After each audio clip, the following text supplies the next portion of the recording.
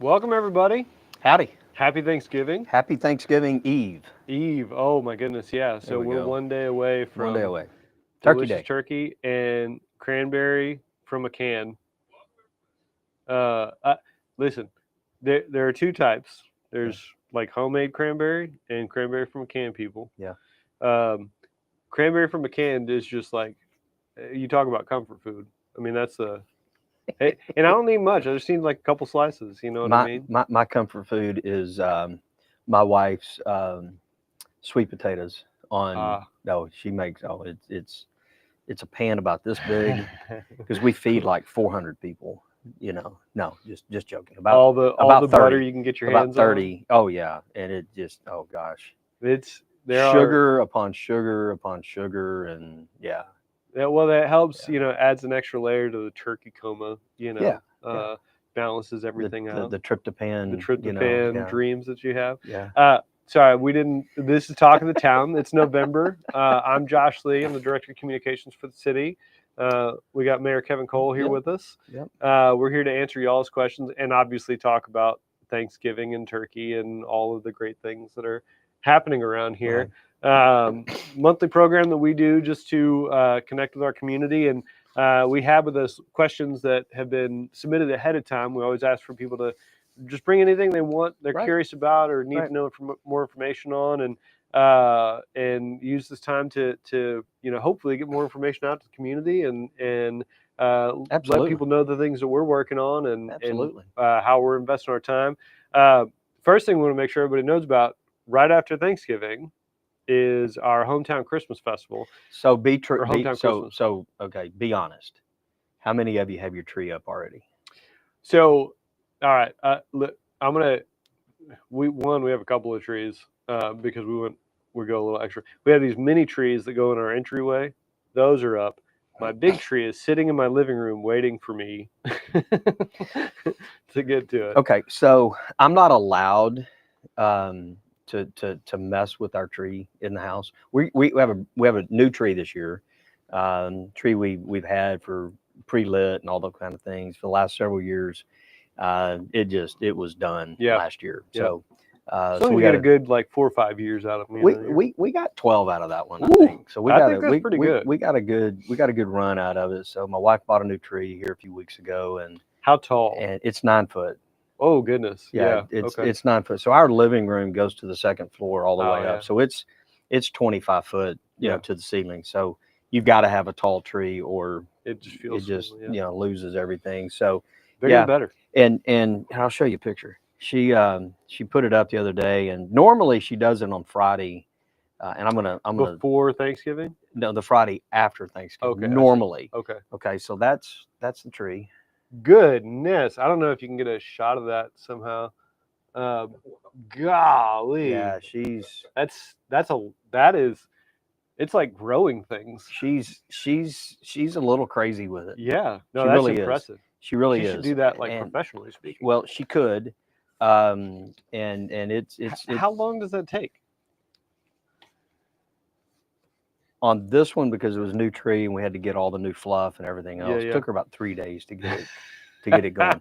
But What a normally, labor of love. so normally on a Friday, it's the better part of a day. And so I'm just going to tell you this is how our marriage works, because she'll go and like Friday after Thanksgiving, it's a day of football, right? Oh It's yeah, football on Friday and it's yeah, yeah. football on Saturday, and all that kind of stuff. And so she'll pull the tree out, and that's my cue to find some place to go, because here's the deal, because she'll ask me, she'll go, well, how does it look? Well, what am I going to say? Yeah, yeah. Right. You can't. Yeah, And honestly, to me, it always looks great. yeah. And I go, well, obviously it looks perfect. Have And you ever tried the just like you? It's perfect. well, no, I haven't. But I usually I say it's great, it looks awesome, and she goes, it's horrible. And I go, okay, I'm gonna go find some place to watch a football game. You text me when you're yeah. done, and I'll come home, and That's not everything a will hill be you want to and die on. everything will be oh, absolutely. Because if I try to help her, I won't put everything where it's supposed to go. Sure. Yep. Okay, so Been now, so I'm telling on my wife, and she's probably gonna kick me when I get home. But she's very OCD about this stuff. And so now the joke that happens in our house from now till she takes it down is when my kids come over with their grandkids, they will go in here and they will slightly move an No. ornament. Oh man, I mean, love that game. They'll move it like that far. And I mean, literally, she will walk through the living room and stop and go, "Who's touched my tree?" Right? And I mean, I mean, she'll find it and find it and find it. Finally, I'm texting my kids going, "Guys, Yeah, please stop. please stop. Okay, I have to live with her. Please stop doing this." So then last year, the little ducks that people yeah. put on their Jeeps. Yeah. So we had about 6 of them in the tree. Amazing. My wife didn't put them there. My kids did. Amazing. And so they would just like bury them back in the tree and all this kind of stuff. What And a fun game. And so it's funny. So last year, I remember she finds like 3 of them and she's texting them. She goes, "Who's been messing with my tree? I found these 3." And Chase, he comes back and he goes, "Is that all?" Which must drive her absolutely insane. Oh, and that's when I'm going, guys, please, you're killing me. That's You're killing amazing. me. Anyway, she loves, and so the mantel's not done and all that stuff, because we have, I mean, literally, we have a stocking for everyone, every grandchild, all of our kids. So as y'all know, we have 13 grandkids. Yeah. And so the mantle is just like, it's all Chock stockings and it's crazy. And I'll take a picture of it. And Yeah, we'll post it that'd later be great to see when she has all that stuff done. So you got more to do after Thanksgiving in between the football games? Well, I have a lot of stuff that's going on that we're doing, but well, and we have the week after Thanksgiving, the city's putting on Hometown Christmas. So Friday night in the park for the tree lighting. You're going to be there for that? 6 o'clock. Yep. Okay. 6 o'clock, 6 to 9 in the park. Lots of stuff going on there. Yep. It's a great event. Yeah. And we'll have a drone show this year, which is if you've never seen it, it is spectacular. Great event. We want to thank the folks at University of Houston Clear Lake Pearland campus for sponsoring the drones. Yep. They love doing that. They've done fireworks in the past, but they really love the idea of going to the drones this year or last year. So last year was the first year we did it, and just to see those drones and the lights just kind of, dancing around and doing everything, and then all of a sudden they just stop and they're in the form of, Santa Claus, or they're in the form of a Christmas tree or whatever, it's really they're wild. going to. And it's really fun. So come on out on Friday night, Independence Park, December the 5th, 6 o'clock. The 6th, we have, and then the next night we have the Hometown Christmas Parade right down Broadway. Which is always a great time. You want to get there early, be safe, obviously, because the 518 is open until they shut it down about 5:30-ish. Parade starts at 6. But it's packed out there. We are going to be the stage and the announcers and we're going to live broadcast it, live stream it on our social channels in case you can't make it. But we're going to be down by the Advanced Auto Parts parking lot, right across from the Smoothie King. We will also have a big screen out there so people can see all the activities going on at the stage. But that's going to be a fantastic. We're so excited about that. It's a great way to kick off the season, and then we jump right into on the 1st the hometown Christmas lights start in the park. Thanks to Bayway Chevy for powering those. You can walk through the park every night. Great picture taking opportunities. Take your kids, take your grandkids. Get some great pictures with them, and you won't regret it. It'll be good. What an Make some exciting memories. time. The best part about Good the holidays for me is it's the opportunity to create and have memories, create traditions that your kids and your grandkids can love and be a part of, and as they grow older, that just becomes kind of part of their life. And it's just having that family opportunity to be around, and as we do, and we'll move on with our questions, but tomorrow's Thanksgiving, and it's always an opportunity to stop and take just a little bit of time and reflect on what we should be thankful for. And we can sit there and look and talk about our world that we live in. Sure. And we can talk about how crazy it is out there, and You know, you talk and look at what happens in the political scene, what's happening in, you know, in just society as it is with crime elements and all that stuff that's kind of going on in our world. But at the end of the day, we live in the best country on the planet. Mm-hmm. We live in the best state in that country, and we believe we live in the best city, you know, right here.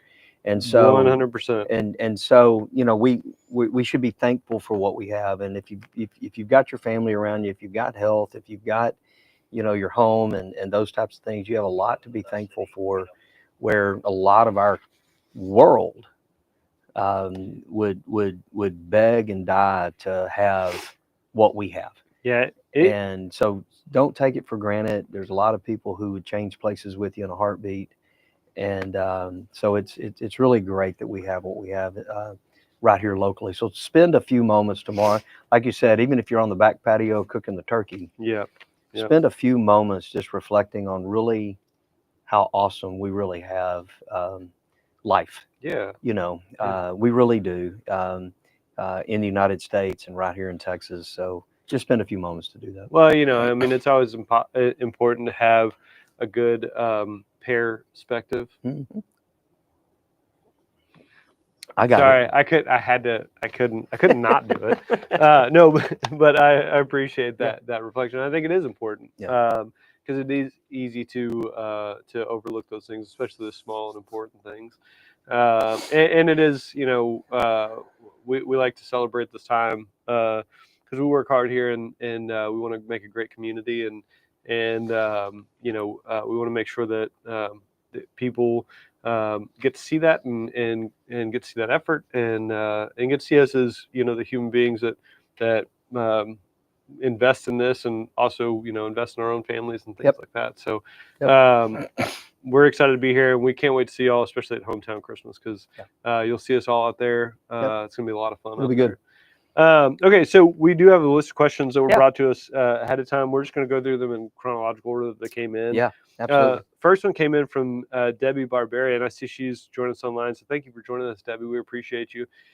She asked, can you explain where all the tax money to the city of Pearland goes? 51% of my property tax bill is to the city, not the ISD tax. So let's talk about tax a little bit. Specifically, two things. One, how the budget breaks down, and two, the city's portion of a property tax bill. So, you know, each tax bill in the city is somewhat unique depending Yeah. on where you live, you know, I guess valuations, Well, so if you live, exemptions that if you you have. if you live in a mud or not in a mud, if you live in a different county like Harris County, you've got lots of different other taxing entities. But in a nutshell, Debbie, a couple things I think we can put up online. And it may be online.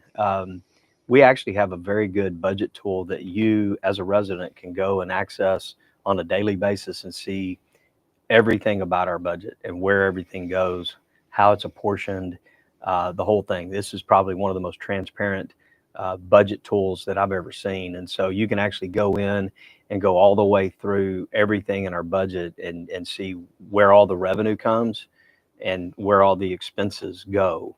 And so it's a real good tool. When you start talking about comparing and what percentage goes where, as Josh was saying, there's different exemptions for different people. There's different because your city tax bill may be a lesser percentage depending on your circumstance, right?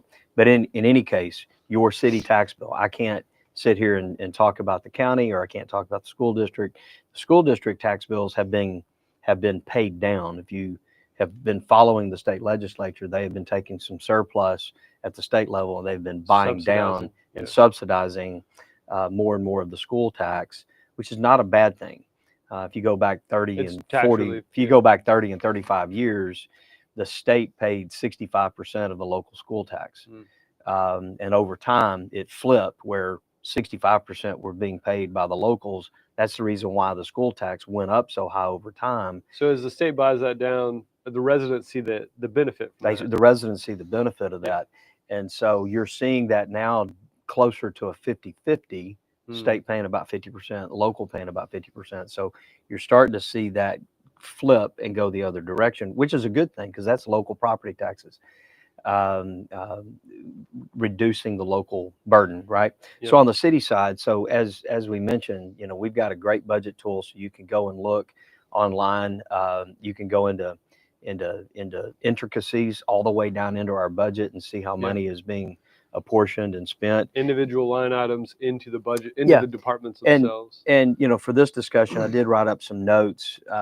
If you really want to just talk about our general fund, which is where it's not a special fund, that's just the general fund of the city itself, which is supported by the main sources are property tax and sales tax, and then there's a little bit from permitting fees and things like that. Well, I don't have the permitting fees in this, but let me kind of go through this. So police is about 45.5 million, or 34.4% of the budget.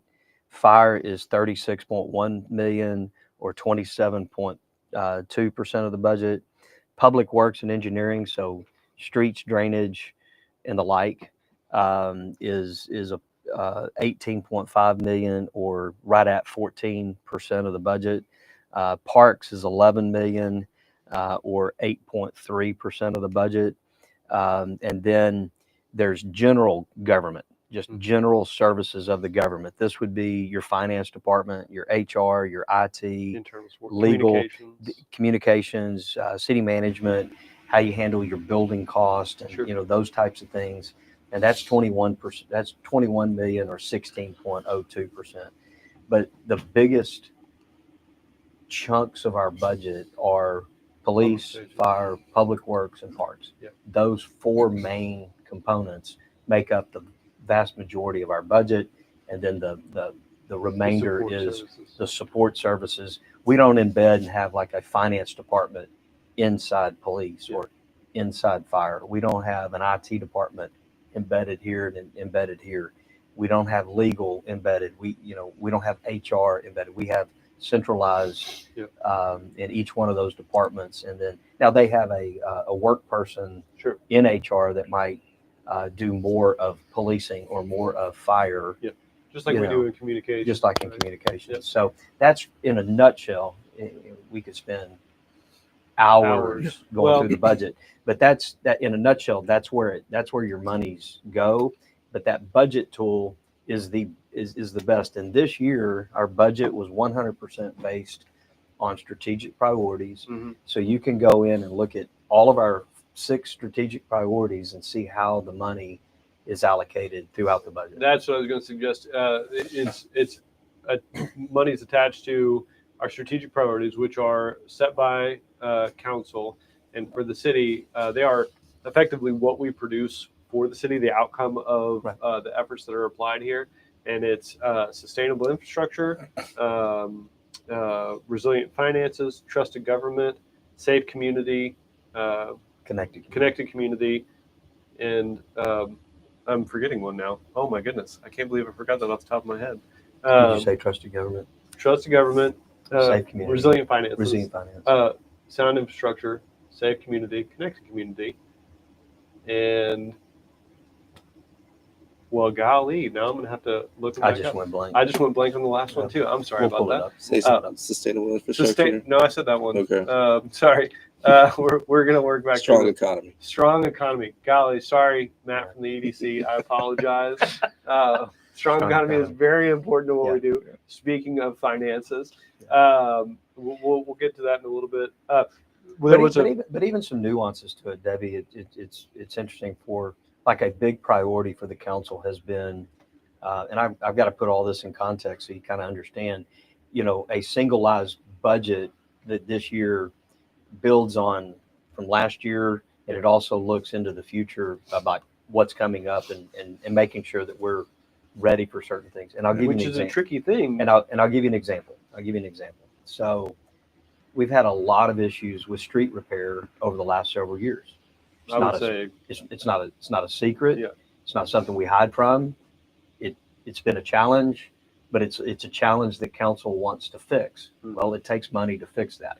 So how do we do it? We've been trying to grow our street budget from $1 million.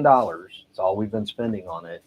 What we needed to be spending is closer to $5 million. Yeah. Okay. So only and 20% just to And- maintain. And so the last streets that we several have. years, we've been making stronger investments in that to where this budget year, we're at 2.8 million, not $1 million, Yep. but we're not at 5.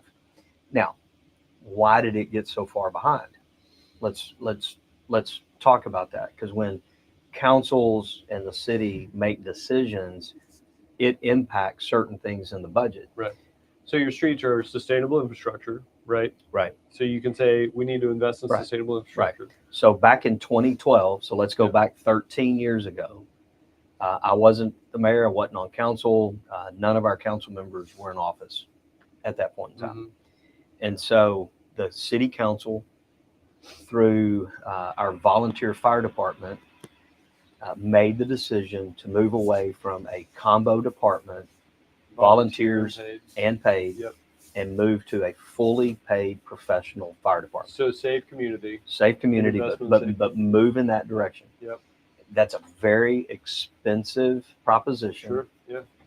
Firehouses needed to be built, equipment needed to be purchased, Personnel. manpower Yep. needed to be hired, and the like, right? Yep. To cover our community the way we could. And the volunteers are the ones that came in and said, we can't cover the city. Right. So our city is uncovered. Yep. And so the decision was made, let's do that. When you make that type of a decision as a community and as a council, sacrifices have to be made Right. everywhere. Because there's still a finite amount of resources. That's correct. That's you, correct. You can't just go and jack up your tax rate or Right.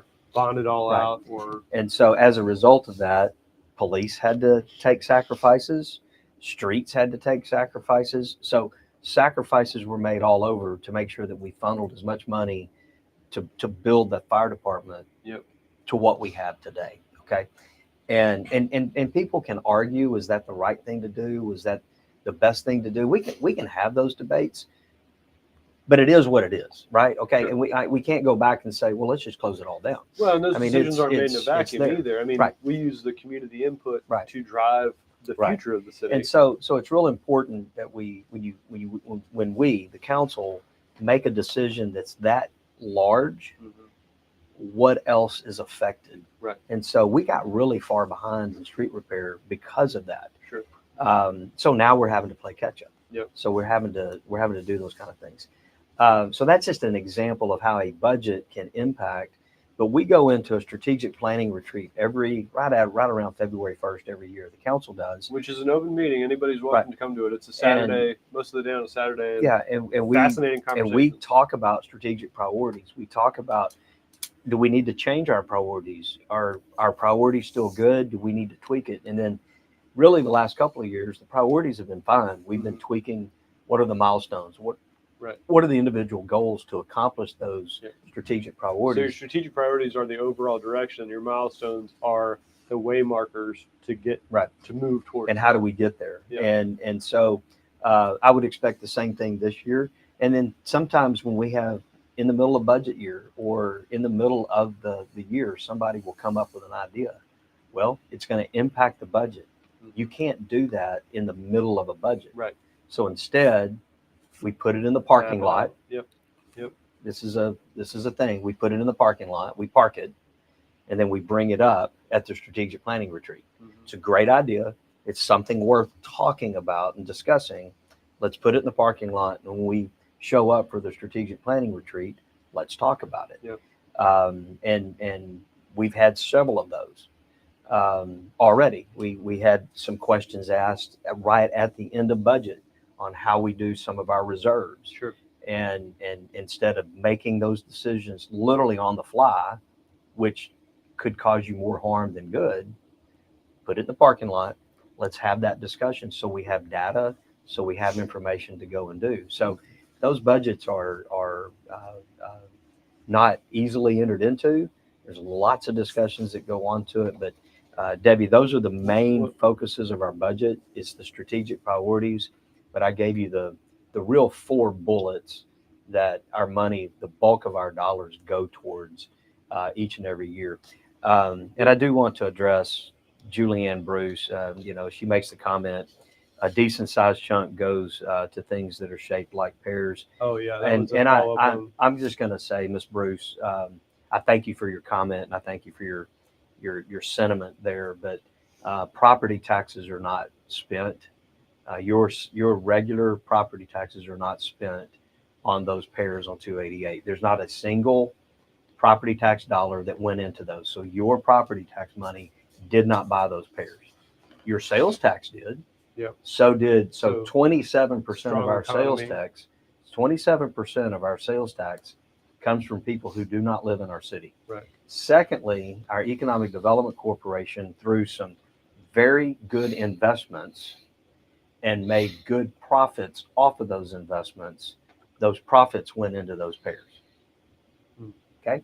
So, and then the maintenance of those pears is a property tax. Okay. But it's in a municipal management district to the properties most affected in a positive way. And that's up and down the 288 corridor. Mhm. So unless you own commercial property in the 288 corridor, You're right not paying there, for the maintenance. you're not paying for the maintenance of it. So the rest of the city is not paying for the maintenance of that area. And the whole point of the Economic Development Corporation, so funded by sales tax, so people spending money in the city of Pearland, their investments, bring revenue, and then ultimately more jobs, more businesses, right? Which all subsidizes the residential Right. tax rate for the city. I mean, that funding comes back in the city and then helps support infrastructure and different things Yeah, like that. and we in Pearland have historically, for a long time now, made sure that our entryways, our roadways up and down the areas are well landscaped, well maintained, well mowed. Yep. That does cost $1 to make that happen. But if we were to cut back on our mowing schedule, our phones would ring off the wall. Sure. What are we doing about cutting the medians, right? So there's a balance in there, even there, of Yep. how we do that and make it attractive. At the same time, I don't want to be Houston. Well, and I was going to say, I mean, this isn't a knock on TxDOT or anything like that, but if you looked at the 288 corridor prior to the investment from the EDC and that Right. development, it was just plain Jane grass, medians and A lot of trash, a lot of Right. weeds. and they're mowing. TxDOT's mowing schedule is twice a year, I think. Three times a year on that slot. So that investment is a significant improvement in placemaking in Pearland that attracts that business that then results in sales tax that helps the whole system. But there are, and you'll see when we go through budget season, special revenue funds, and I mean not just sales tax, but hotel occupancy tax Right. and public education and government franchise fee funds and grant funds and all Well, sorts of different Economic Development Economic Corporation, development, special funds, Yep. And the like. So you'll see us talk through all of those. And then the very last one that we talk about are two things. One, your general fund, which is mainly property tax and helps support our operations and maintenance. And then what's called the enterprise fund, which is effectively Pearland Water. So you buy water, you have a water bill in the city of Pearland, that is reinvested into producing, cleaning, delivering, and then cleaning wastewater on the back end. That whole system, It's a self-funded, isolated system, separate from sales or from And property. when we started the discussion, you mentioned something about like permit fees and those types Yep. of things. So when we do talk about community development, so that portion of our budget, it's about, I don't know, $3.5 to $4 million in community development. So if you're pulling a permit or you're, submitting plans for, a subdivision or a building Your or development. whatever, all those kind of things going through, that is a self-sustaining, self-supporting part of our city. There's no property tax money, there's no sales tax money tied up in that. So they staff their department on the backs of development fees, and permit fees, review fees, all of those types of things through there. And in fact, I think in the last couple of years have actually given money into the general fund from that. So very much. So it goes to reason. If permitting and those types of things slow down, you have less people over there, it will impact jobs over there as well. Sure. Right. Miss Barberi had one other Yeah. follow-up question on hers, which was, is there an age limit on local taxes? So do you want to get into Age limit. Yeah, I don't. So I mean, they're like over 65. Well, that's what I was thinking. I think is what she's talking about. There are on school taxes. There's not an additional. I don't believe there's an additional over 65 on city taxes. Right. But there are on school taxes. So in fact, you get capped at like $200,000 in an exemption on your school taxes when you hit 65. Yep. But not on your city. Right. And the thing about exemptions, at the end of the day, an exemption, somebody else is going to pay the bill. Right. Yeah. It pushes it one way or the other. It pushes it around. Yeah. But your valuations can freeze, so at 65. Correct. Too, correct. Yeah. Correct. So I would advise you to freeze your values. Which just caps.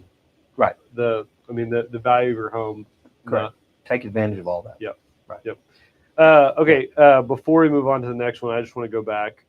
Tara Taylor's watching, and she's team canned cranberries. So I'm not saying it's a competition, but I'm glad we're winning. So I need to text some people. Yeah. So your homemade cranberry sauce? That's fascinating. Sorry, we don't need to get off on that. I just, hey, cranberries are cranberries. All right. Next question, comment we have was from Diane Strangmeyer Thornton. Thank you for the great work smoothing the intersection veterans entrance to our subdivision, Westwood Village. When y'all are striping the new road, please consider restriping McLean between Fight and the shopping center. You can hardly see them during the day, much less at night. Vehicle turning onto McLean Fight are driving in the middle of the road until they realize oncoming traffic. Very unsafe. Yeah, it's something we'll bring up to our traffic operations folks and our public works folks on restriping that. So, and just so you know, the new roadway overlays, that's a co-op between us and the county. We buy the material, we do all the base repairs, and then they come in with their equipment and do the overlay. And then all of the overlays happen, and then they mobilize the striping company to come in one time and hit all the roadways at one time. So it'll still be a little bit before the striper comes in, but when they do, it'll all happen at one time. And they're working on Plum right now. You probably see them out there. You may see them out there today. Sorry, I'm looking at Josh Heiberger on my team who handles the infrastructure work. And speaking of, sound infrastructure, one of our strategic priorities, and knowing we're behind, being as creative as we can catching up. Right. The partnership with Brazoria County, and I don't want to take any credit for, that partnership has been in place for a long, long time. Yeah. But that is a great example of maximizing the effectiveness of the resources at our disposal, because we get the asphalt at their cost, which saves us money. We get access to their resources, which saves us money. Right. And the reality is, as a taxpayer, you pay a road and bridge tax to the county that funds paving and things like that throughout the entire county.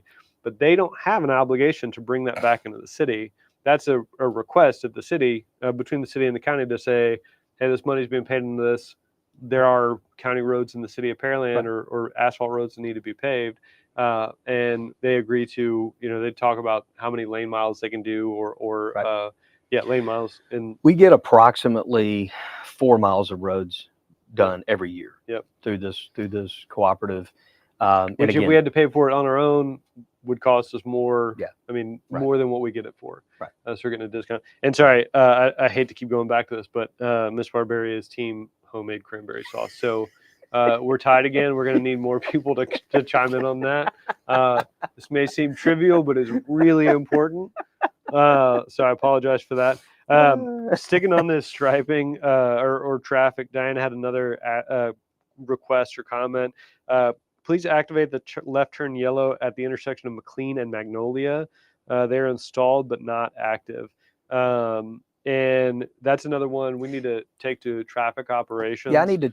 I have sent a note over to ask because it says here Albert says they told me they were never going to do that. So I'd love to know who they are in saying that. But and Miss Norton is saying they are Oh, she installed probably heard you.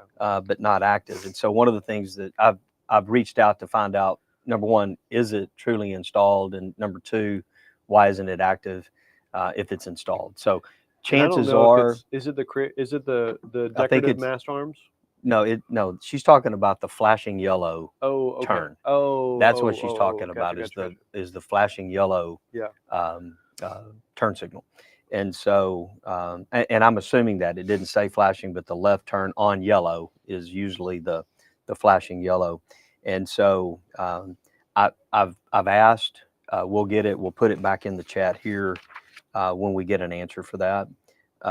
So yeah, we'll certainly get it on. If it's installed and it's not active, it's telling me it's not complete. That's what I would assume. Yeah.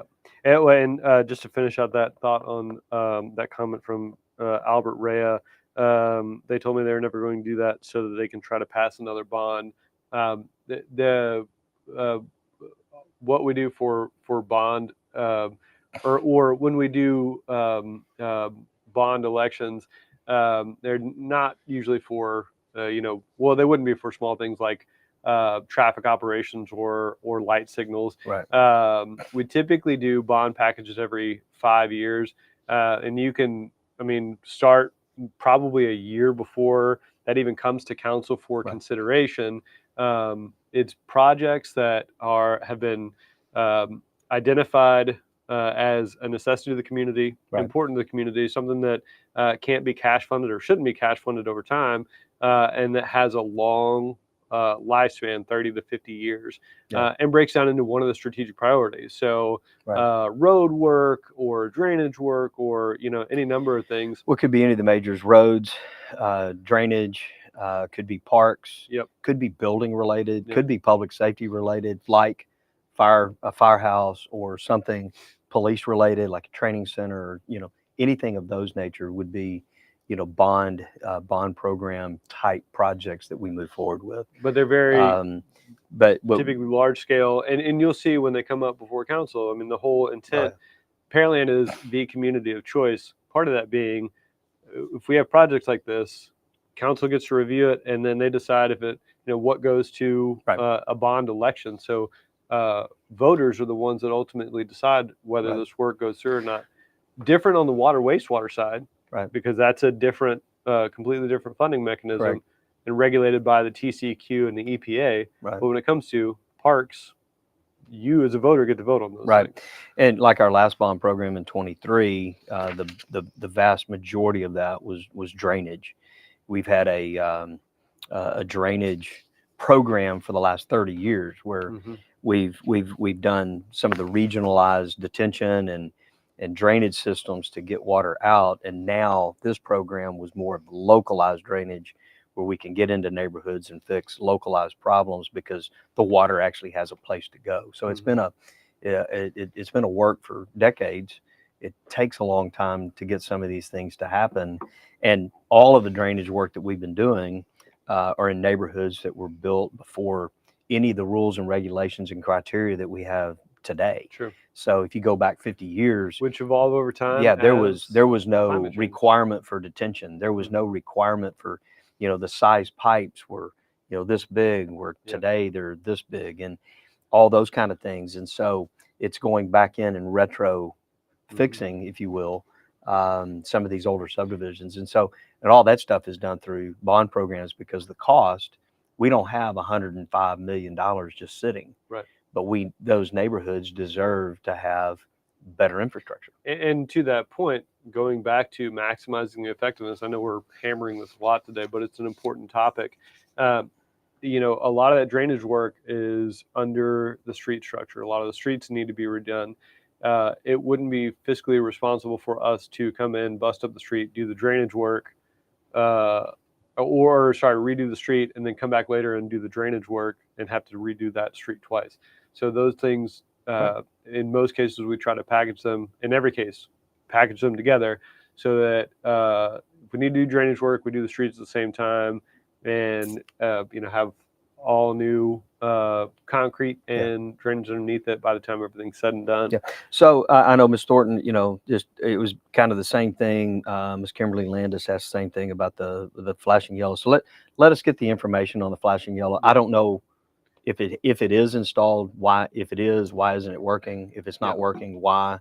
And get an answer to that. We'll put it in the comments so we can shameless answer those. plug. We do have a traffic operations team, Right. and we actually interviewed Yossi and Mario, who are two of the people. You'll Very see good. them in the community. They're great. Yossi sort of has an engineering background. She handles a lot of the timing and things like that, and a lot of the stuff on the traffic boxes. And Mario does a lot of the like actual groundwork. But they have an episode on the people of Pearland. Super fascinating stuff. Has that episode gone on yet? Okay, that's our next episode that's coming out. So it's going to be coming out soon. Keep an eye on that, because we have an in-depth conversation with the people who, run all the traffic lights in the city, and so you get to learn more about them that way. Okay, moving on. Matt Thies asked, why can't Pearland make sure properties are mowed within ordinances? So there's a lot to unpack there. There's a lot. I'm going to ask, and if he's not online, for us to just ask a question back to them. Is there a specific property that we can look at? Number one, is it private property or public property? So number two, our code enforcement people operate on a complaint-based way of doing things. Right. And really and truly, if we didn't do it that way, we would need to hire about 15 more of them. That's not a joke. We would need about 15 more people, bodies, literally driving the roads and saying tagging. Mm-hmm. However, saying that, they do see things, they do stop and go. So when we do try to make sure people mow properties within the ordinances, but I can tell you, it's a code enforcement driven process. So we want compliance. We're not looking to take people to court. Right. But we will. So it may take months for somebody to respond. So we try to reach out to an owner. If we can get a hold of an owner, we will. Sometimes we can't. So we end up sending letters to the address of record, for the property owner. It might be somebody that's out of town. They don't live here. Mm-hmm. And so we go and make those contacts. We'll eventually, if we give them X time to address, and if they don't, then we issue citations, which ends up in court. Well, the court date's not the next day. That court date might be 2, 3, 4 weeks later. And if they fail to appear, or even if they do, generally the judge will say, have it done by X date. When you start adding all that together, it might be 90 to 120 days before somebody addresses the problem. Mm-hmm. So, and that is a legal process that is outlined in state law. I wish it would be faster. I wish people would take care of their property better, but they don't. And so, and the decision has been made not to necessarily add more bodies in an already difficult taxing situation. So we generally go through complaint driven. So I'd like to find out from Matt if he has a specific property in mind. We can certainly take a look at that. Yeah, Matt, if you can follow up with a comment or send us a direct message, we can let you know on a specific property. We can also let you know, we'll connect you with a customer experience, so they keep track of all those things. Make sure that code enforcement has that information as well. So please send us a message through Facebook or reply to your comment. We'll keep an eye out on that. Melanie asked, she sent some pictures too. When will the ponds of the Dolores Fenwick Nature Center, Recycling Center, Trail, John Hargrove Water Treatment Center be cleaned up? I believe she's talking about the algae and things that are in it. So there's the name, it's a fungus type thing that's on the surface of the water, and the name of it's about this long. And it takes a specialized treatment to do away with it, and it comes back every year, and then we have to address it every year. And so, Melanie, let me reach out. I think our Parks Department's the one Well, that and I was going deals to with encourage it. you to stop by the Dolores Fenwick Nature Center. Melanie, talk to any one of the naturalists that are there. So Colin Ondrechek, Katie Begall, or August Vandiver. They're extremely knowledgeable in all things related to the nature center of the pond. So they'll probably have more information for you on that. But we'll ask that question as well and follow up with a comment. We'll get it with an actual, but I believe it's the fungus that we're talking about here, and it does take a specialized treatment to work on it. This next one, I'm gonna read it verbatim. It's from Lance Foss. There's a question at the end of it, but I just want to make sure we capture the whole frame of it. It says, and this is a follow-up from one of his from an initial comment to explain further question. So it says, for the town hall, I don't think this, he's talking about a video that we posted promoting this event. City of Pearland video posted on Facebook this morning is clever or funny.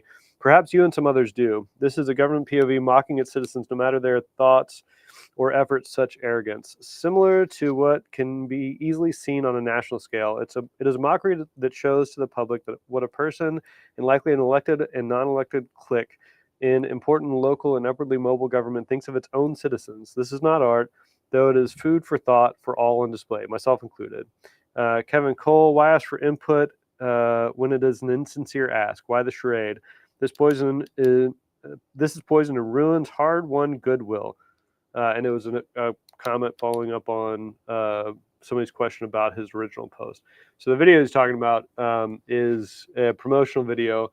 So as some of you all may know or see, we monitor social media trends, things that are popular, the voiceovers, the sort of lighthearted things that help spur engagement. And we usually do those leading up to this video, these Talk of the Towns.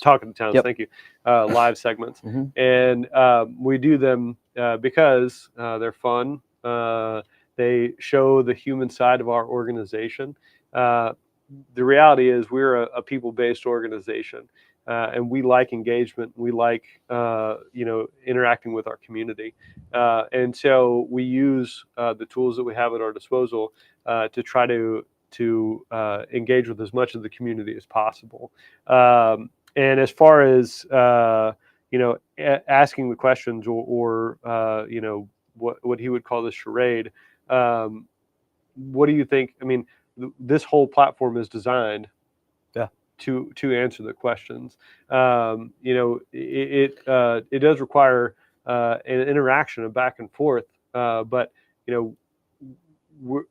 our goal for transparency and access to information is an ongoing pursuit. I mean, it's a and I'll speak for myself. This is far from a charade.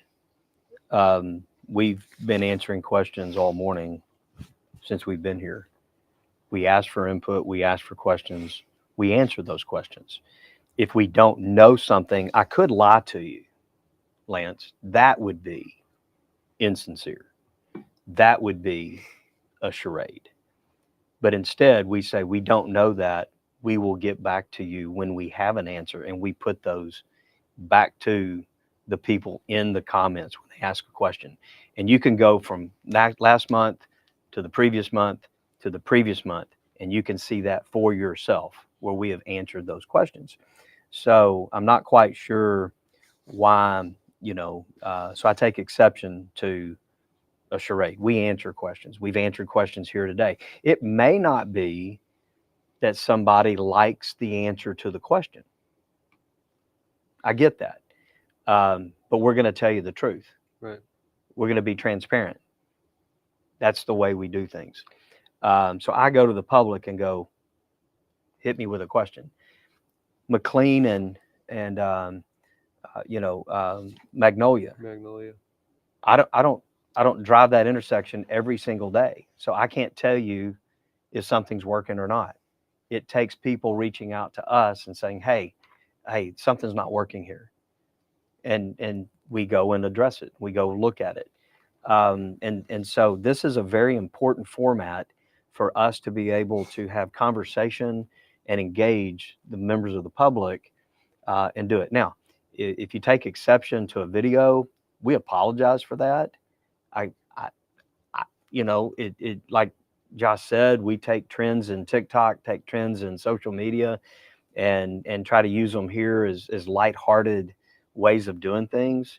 I apologize if you're offended by that, but we try to make things fun and enjoyable and move on. So, Well, and I'll say more generally speaking, one of the things that we talk about a lot, especially over the last couple of months, you've heard us talk about our customer service, customer experience.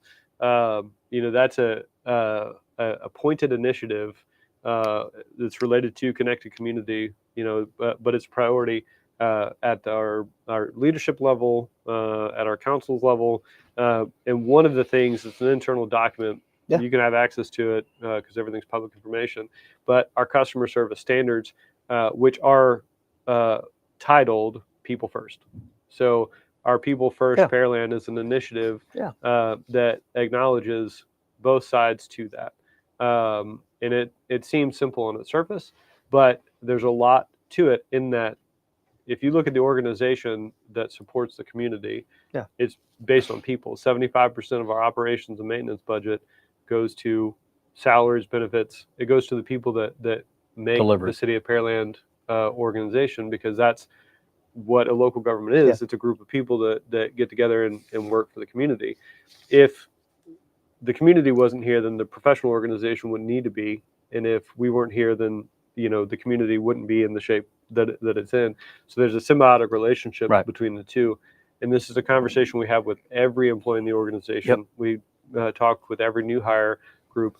Our responsibility, first and foremost, is to show up as a person, recognizing that we're engaging with another person.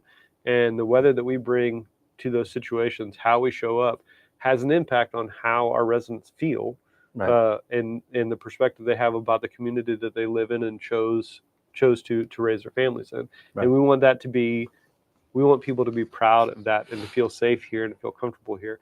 And so the putting a lens of we're people dealing with people can help shape that in a positive direction. And our intention, my intention, is to lean into that and to make sure that that's central to everything that we do, because I think it makes us better as individuals and as an organization. And to the mayor's point, because we're people. I mean, we don't know everything. We can't get it right 100% of the time. We don't have the bandwidth to do all of the things, all the competing priorities that are out there. But we do our dead level best to try to provide the best service we can for the community. And we hope that you provide that feedback and let us know, where we're getting it right and where we could do better and what you want to see in the future, because that input drives us. Yeah, we can't improve things if we don't know. Right. We need engagement. And so, I mean, that's what this engagement is meant to be, and disseminate information, receive information, answering questions. But we ask for input and we answer questions. So that's where I take exception to Lance's comment there. We actually answer questions and we don't hide from the question.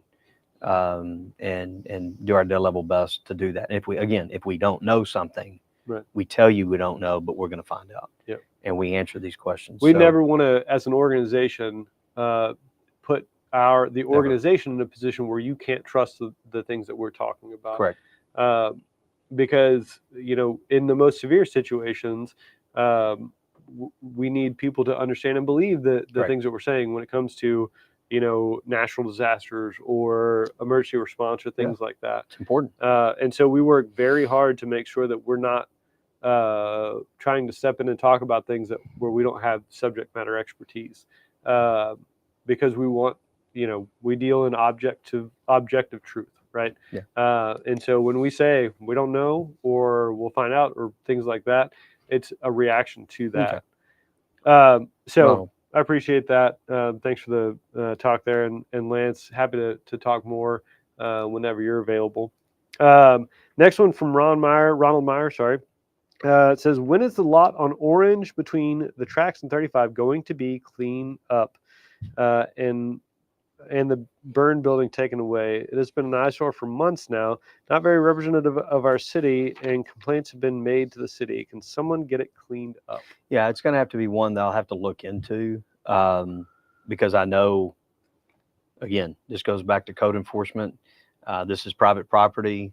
It's a private home. It was an abandoned home, but it did burn a couple of months ago, and so I don't know the status of where the owner is and getting it removed, but it's one we will find out and put back into the comments and answer Ronald's questions. One great way, Ronald, that I mean, this is always the first place that I go when I have questions or thoughts like this is it's maps.pearlandtx.gov. It's our mapping application. And my mind went there because one of the maps that we have is an interactive map that shows all of the commercial permits that are out there. And so that's where we'll go to see, has a permit been pulled on it to do anything, right. or what's the status of it. But we can follow up on that and find out more information as well. Yeah. Before we move on, Melanie had a follow-up question. Okay. She said, did you ever find out about the street lights along Fight? I inquired about mainly from Harkey to 1128. Yes. It was pretty dark. Okay. Yes. And it's my understanding our engineering and transportation group is taking a look at the stretch where there's not much lit up. I know there's a part of Fight that does have good lighting, and then there's a part of Fight that does not, and that's the part that Melanie's talking about. And I know that committee is taking it up and is supposed to be getting with Centerpoint on how we can improve the lighting there. So I do know that they're moving forward to try to see how we improve it. There you go, Melanie. Yeah. We actually got another question. This one was from Instagram. So yes, we do answer questions from Instagram. Answer questions from Instagram. Victoria asked, why don't we have more sidewalks on the east end of Pearland off 518 and some off the neighborhoods? So I don't know how we respond back to her, but I'd like to know some specifics. Number one. Number two, our sidewalks over time. So 30 years ago, we put a policy into place that required developers to provide sidewalks in front of their development. So if somebody developed something on 518, a sidewalk was put in, as a part of that development. So anything that was built before that or hasn't been built, right? Wouldn't have a sidewalk. So you've got areas along 518 that are maybe open, don't have a sidewalk because they've not developed. The thought behind that was, why put in and spend tax money putting in a sidewalk that is only going to get chewed up when development happens? Makes sense. Now that, and again, go back in 30 years ago and then 20 years ago, and you had long stretches of 518 that were open. And over time that has filled in more. And so now we have gaps in sidewalks that are much smaller. And so part of our 2023 bond program was looking at gaps along the way and where we can fill those gaps in. I do know there's a robust program to do some of that. It obviously can't happen overnight. Sure. But there is a process in place that we are filling in some of those gaps. And so I don't know if we can get a hold of Victoria even through Instagram. Oh, we can. And maybe ask a specific question on a specific area. And get an answer to that area specifically, because if it's in a work program already, it'll be mapped out on there. Then we could let her know when or what's the possible status of that. And that was what I was going to say. Yeah, so there's $15 million there in that bond package, which is it's sidewalk gap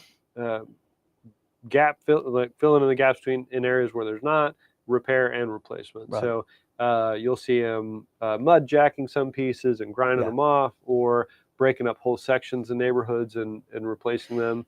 Like if you go down to Dixie Farm Road and Pearland Parkway, where Pearland Parkway dead ends there on the right-hand side, over there, you'll see this large Lay down pile yard. of concrete. Those are old, dilapidated sidewalks and infrastructure that we've ripped out Yep. to repair with new, and that's the staging area where then they come and pick it up and haul it off for to be ground up. There So, you go. The more you know. Yeah. Okay, that's all the written questions we had. Joe, did we have any additional follow-up questions? So we're tied on the cranberry sauce, which was really frustrating. Yeah. Full transparency, I was hoping I was going to win that one. I'd be curious to. Oh, okay. In the room, we got 3 producers in here. Canned cranberry or homemade cranberry?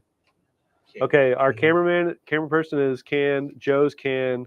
So Brittany is our line producer on this. She's not going to answer. She's thinking about it. She doesn't even want to. She can't do it. What? Either or. Wow. Okay. Well, There you go. that threw me for a loop there. Looks like can one. Melanie Boyer says neither. I didn't even think of that as an option. Well, and How do you- so to be truthful, I'm not a cranberry guy, Okay. All right. Now my world is which is why I haven't picked upside one. down. Golly. My Thanksgiving. Oh, well, I'm thankful for canned cranberry sauce, I guess now. Golly. No, all joking aside, we appreciate y'all joining us, taking this time. We appreciate the mayor taking the time to come and sit down with us as a volunteer.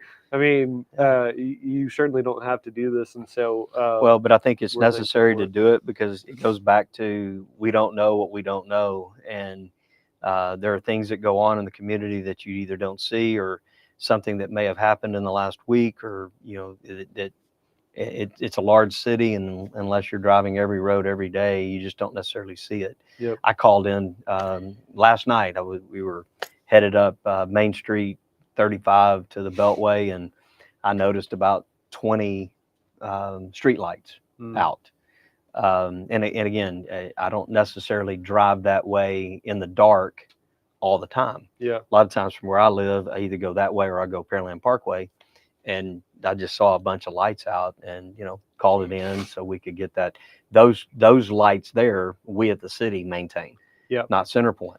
And so when I'm driving at night, I really take a look at that because it's ours, and noticed about 20. So I call in things all the time that I see. Yeah, that's a great point. But you can't see everything all the time. Well, and I think, and I have a habit of this too. I see a thing and think, somebody else probably already called it in. Yeah. But don't hesitate. The phones are always open here. We do have an app, Connect to Pearland, available on both app stores, where you can report those things online. They all come into the same location. And then, our main number, 281-652-1600 or 281-652-1900. Both of those.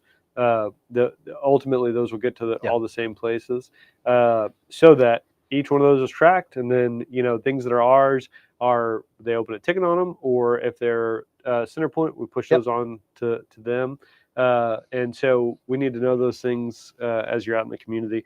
The Melanie actually, I'm sorry, Miss Barberi had a one follow-up, and I'll just read it here because we'll probably have to follow up with you on it. She said she asked about sidewalks on 1128 from Magnolia to the schools, since the 2 apartments have been built in. So Ms. Barberi will follow up with right of way and get that information to you as well. I'm not sure if that's part of the program or not. And we will. I do know just on 1128 from Magnolia, well, actually from Bailey all the way to Broadway.